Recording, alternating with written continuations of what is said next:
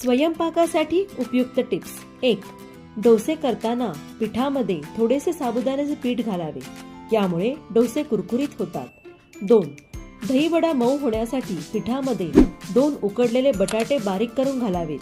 3. हिवाळ्यामध्ये खोबरेल तेल घट्ट होऊ नये म्हणून त्यामध्ये एरंडेल तेलाचे काही थेंब घालून चांगले हलवून ठेवा. 4.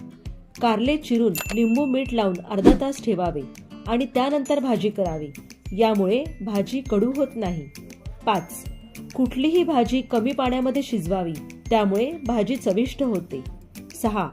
भातामध्ये जास्त पाणी असल्यास त्यामध्ये ब्रेडचा स्लाइस टाका, ब्रेड उरलेले पाणी शोषून घेतो. 7. बाजरीचे पीठ लवकरच कडू होते, ते कडू होऊ नये यासाठी ते फ्रीजमध्ये ठेवल्यास जास्त दिवस टिकते. 8.